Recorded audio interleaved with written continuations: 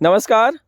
राजस्थान के शिक्षा में बढ़ते कार्यक्रम राजस्थान सरकार की एक फ्लैगशिप योजना है, जिसके माध्यम से लर्निंग लॉस जो कोरोना काल में बच्चों का हुआ है, उस गैप को कम करने के लिए राजस्थान सरकार की ओर से एक कार्यक्रम को लॉन्च किया गया है। इस कार्यक्रम के माध्यम से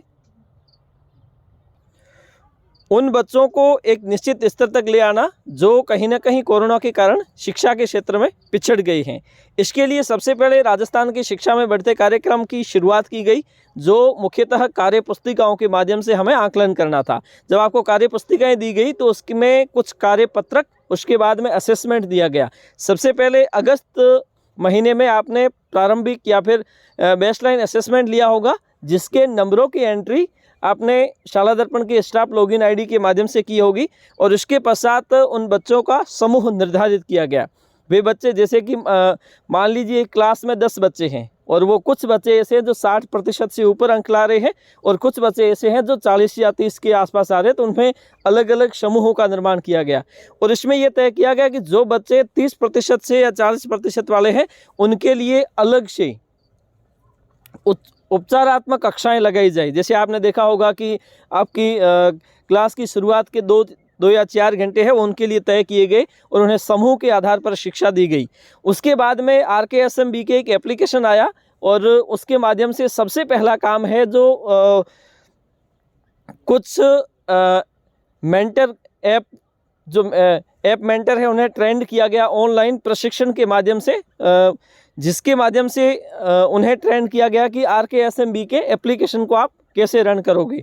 उन्होंने वो जो ऐप मेंटर ब्लॉक स्तर के चुने हुए ऐप मेंटर 10-10 जिन्हें उदयपुर की संस्था के माध्यम से किया गया और उन्हें वे जो ऐप मेंटर 10 थे उनको ब्लॉक लेवल के जो क्लस्टर है उनके माध्यम से उन टीचरों को किया गया जो 3 से 8 तक पढ़ाते हैं, हिंदी, अंग्रेजी और गणित। इसके माध्यम से उन्हें ट्रेंड किया गया। अब ये जो एप्लीकेशन है इसके माध्यम से कुछ काम किए गए। सबसे पहले एप्लीकेशन को लॉगिन करने के लिए आपको आईडी लगानी है और आईडी आपकी स्टाफ लॉगिन आईडी थी और पासवर्ड इसमें नहीं होते, OTP के माध्यम से ये लॉगिन हो जाता है। उसके बाद में कक्षा पूर्ण में दरअसल क्या है कि ये दरअसल शाला दर्पण के माध्यम से आपकी क्लास टीचर के रूप में मैपिंग होती है। जैसे मान लीजिए आपको शाला दर्पण पर तीसरी या चौथी का क्लास टीचर बना दिया, तो ऐसी स्थिति में उन्हीं क्लासों की एंट्री यहाँ पे दिखाई देगी। ठीक है, कक्षा पूर्ण। उसके बाद में दक्षता से संबंधित ये मेडल है वो देने की व्यवस्था की गई। ठीक है, अब दरअसल ये समूहीकरण हो गया, बेसलाइन असेसमेंट हो ही गया था जिसकी एंट्री शाला दर्पण के माध्यम से हो गई थी। अब दरअसल अगला कार्य जो हो रहा है वो हो रहा है आंकलन से संबंधित। अभी आपने देखा होगा आंकलन आपका है जो अभ्यास रूप में चल रहा है। ठीक है, और यही आंकलन 3 तारीख से वास्तविक आंकलन होगा, जिसके पेपर आपको डाइट के माध्यम से CBO कार्यालय और CBO कार्यालय के माध्यम से PO कार्यालय और PO कार्यालय के माध्यम से अधीनस्थ विद्यालयों में भेजे जाएंगे और वहीं पर आपको वास्तविक आंकलन करवाना है। तो वास्तविक आंकलन का आपको इसी प्रकार से करना है जैसे आप